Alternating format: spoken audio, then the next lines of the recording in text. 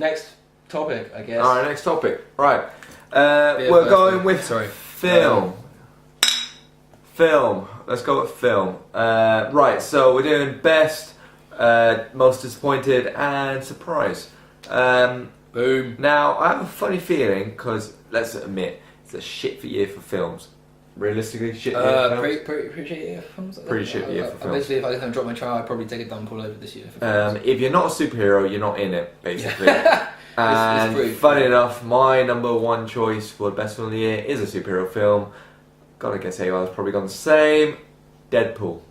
Yep. Yeah, Yep. Deadpool. Yep. Like, pretty sure I'm with them on that one. yeah, right? Deadpool. Like, it was back in February. Like, I remember seeing it, and I remember we reviewed it, and we didn't like it to start with. I think we came out going, yeah, it's good, but it's not great. I think we were kind of middle of the road on it. Yeah, and then I watched it again, and I realised, fuck me, that is something. Like, they've got it so well done. Like, okay, what a superhero is, funny and all that shit. Breaking the fourth wall, it's not rated at 12-year-olds. It's a great start, and it's just fucking great. I think it was one of the first films, first superhero films that's R-rated, and that takes a lot of balls.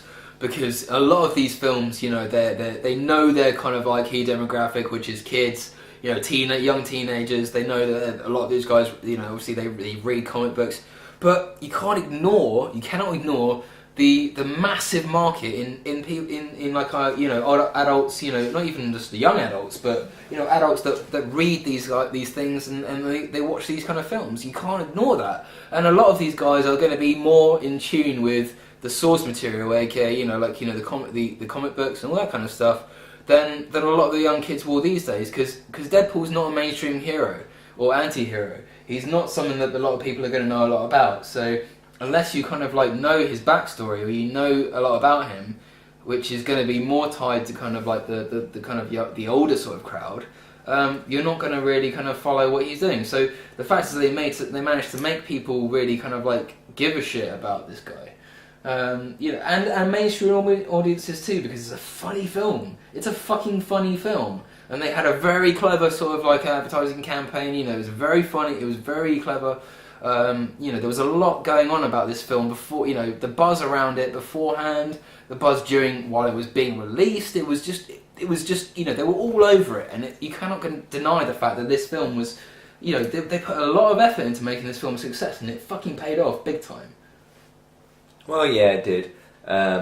You can't deny the success of Deadpool. Like, made more money than X-Men altogether. Made more money than Guardians of the Galaxy. Made more money than any Marvel film actually beforehand, wasn't it? Something like that. Like it made a shitload of money. It made a lot of cash, and they're gonna make a sequel. Yeah, it was great to see something different, I didn't go to cinema and it's like, oh, I'm going to kill someone, but no, I'm going to push him over because that's what 12PG does. It gave you a bit more to the film, and now it's opened up a whole new area for films, because you got Logan coming out, which is going to be R-rated. Yep. You got a few animations coming out being R-rated because of Deadpool. And let's not forget the Joker. What was it? Killing Joke. The Killing Joke was probably the worst one we've seen in years. Can we not talk about that? Because it was just terrible. How fucking shit was that? And the comic book's so good. Just good. What a lot of shite. But Deadpool opened up a whole new genre of filming, aka the heroes that can be R-rated, and I can't wait to see that. You don't have to, if you're making a comic book film, you don't have to be, I mean, there was a little bit in there with the Watchmen and stuff, but I mean, Watchmen kind of like, it wasn't really that great.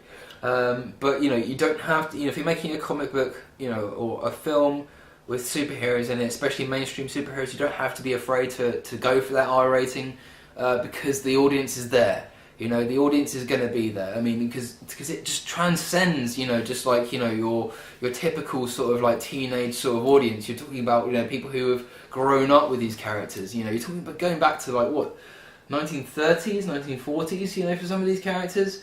So you don't have to worry about like some of these guys not being old enough to go and see these films. They know these characters. They've grown up with these characters. You don't have to fucking develop an origin story every time. Exactly, and this is something I know we're kind of like going off a little bit on a tangent here, but like we're going on, Spider-Man: Homecoming. Yeah. Oh yeah. I'm sure everyone's seen the trailer by now. I'm a massive Spider-Man fan. bar the Batman, Spider-Man's probably my favourite character of all time. And and one of the things, there's been an extensive sort of like, going to and froing between Marvel and Sony, and they've kind of come together in this operation, and they've decided that the whole Spider-Man origin story has been done. They've done it. They don't need to go back into it, and that's great. I think it's a great idea to go for, because they don't need to go for it. But what they have done is they decided, actually, what needs to be told is how he goes from being zero to hero. So yes, he discovered his powers. That's fantastic. That's great. But we know it. Yeah, but we know that story. But how does he go from you see him suddenly become this all amazing hero? But really, where's the between? Where's the build up? Like shit, I'm jumping on a wall for the first time. Like, which I think Sam Raimi kind of got in the first one. Yeah, but he glossed over a little bit. Yeah, I think, it was a bit of a build up story, but now it looks like they've really gone into it. Like, yeah, you might have the powers, but you're not really that great. So get used to it. Which I'm looking forward to. I really am. I've loved the Spider-Man films. I've loved all of them. So yeah, looking forward to that. But let's move on. We are on to most disappointing film of the year. I don't know. You might be the same as me, but I am going Suicide Squad. Ooh. Wait, that means he hasn't gone Suicide Squad. Hold on. So let me describe Suicide Squad. What a pile of wank! Like, what the most. Oh, did you go see a film about the Joker? Because that's what I wanted to see. And we ended up seeing 5 minutes of the Joker. 5 whole minutes of a whole campaign based on the Joker. That's all we saw. I went to see what Awow here. You might have seen our live tweet when we went to see it. But, like you, disappointed? Yeah, it was shit. It was completely utter bollocks. It was the single... Well... Obviously not the worst film I've seen, because obviously I've got a slightly different choice, but one of the worst films I've seen this year, possibly ever. It was. I thought I was harsh. It was terrible. It was really awful. All right, let's weigh up why it was terrible though. All right, Will Smith, the star, was all right. He did a good job as Deadshot. He did, and that was great. But do you know what? He stole the fucking show. Yeah, he shouldn't have done. Exactly. Like the people who should have stole the show, the Joker. What Joker? Sorry, 5 minutes of the Joker. Like, where was Rick Flag? Yeah, I know. Like, the guy who's supposed to lead, literally lead the entire team of the Suicide Squad was almost non-existent during the entirety of the film. From what I've heard, and this could be complete bullshit, but Will Smith kind of made it in his contract that he wants to be kind of front and center in the film, and that's not a problem because he was really good.